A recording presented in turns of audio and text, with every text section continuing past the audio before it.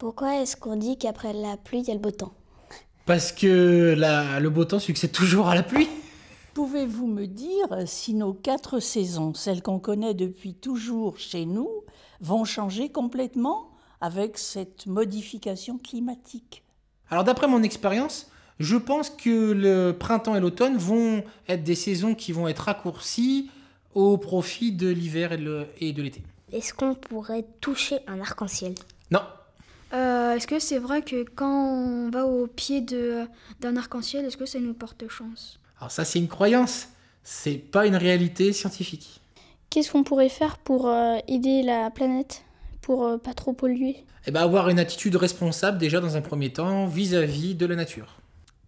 J'ai lu et j'ai cru comprendre que les vaches, lorsqu'elles émettaient des flatulences, dégageaient beaucoup de méthane, ce qui provoquait un certain nombre de trous dans la couche d'ozone qui étaient à l'origine du réchauffement climatique. Alors, ma question est la suivante.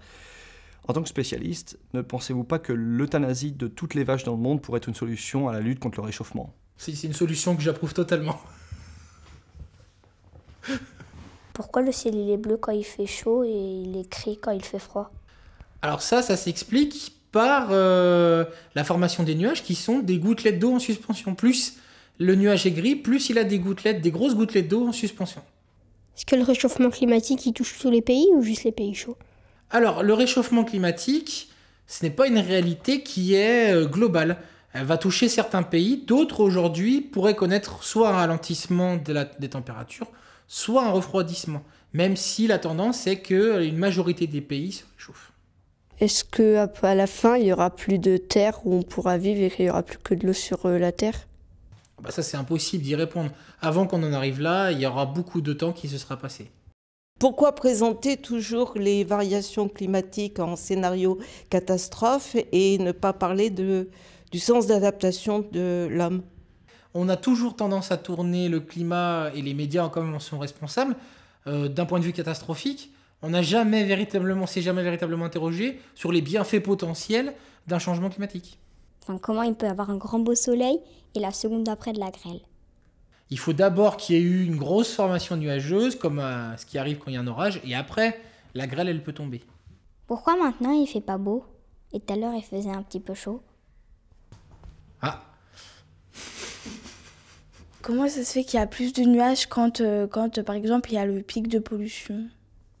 Il y a un lien entre la pollution et le brouillard. C'est ce qui fait qu'on a l'impression qu'il y a plus de nuages. Pourquoi la banquise fond et comment? La fonte de la banquise, elle peut correspondre à la fois à des paramètres qui viennent de l'atmosphère, mais aussi à des paramètres qui viennent de l'océan. Est-ce que les bleuets et les œillets qui autrefois fleurissaient dans les champs de blé reviendront un jour? J'en vois, moi, des bleuets et des œillets dans les champs.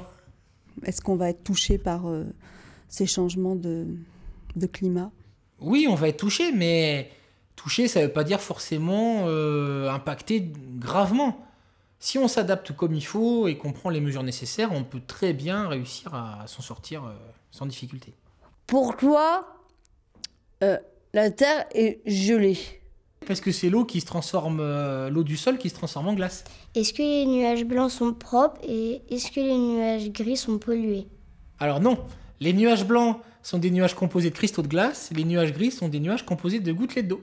Pourquoi quand il pleut et qu'il y a le soleil, après on voit un arc-en-ciel? C'est une question qu'on m'a déjà posée, je me suis documenté, j'ai su la réponse, et là je m'en rappelle plus. Moi j'aimerais bien avoir une Ferrari plus tard, mais est-ce qu'à cause de la pollution, les voitures seront supprimées ou pas? Alors oui, c'est sûr que si on supprimait les voitures, il y aurait moins de pollution. Mais par contre, tu peux toujours t'acheter une Ferrari. Quelles sont les prévisions climatiques prévues d'ici les 10 prochaines années? Alors, sur la région lyonnaise, théoriquement, il devrait faire un climat un peu plus chaud et un peu plus humide. Combien reste-t-il d'ours polaires en Arctique, à peu près? À peu près? C'est difficile, je ne sais pas tous compter.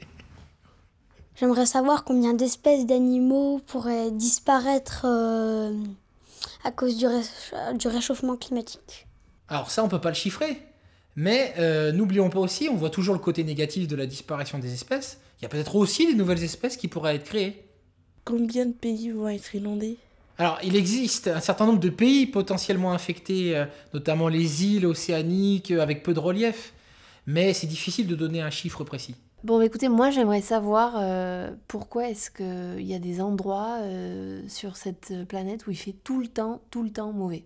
Par exemple, l'Angleterre, pourquoi est-ce qu'il fait tout le temps mauvais? Pourquoi est-ce qu'il pleut tout le temps là-bas? Pourquoi? Voilà. Alors, pour le cas de l'Angleterre, l'Angleterre est balayée par une fameuse dépression qui est connue des météorologues, surtout le journal télé, la fameuse dépression d'Islande.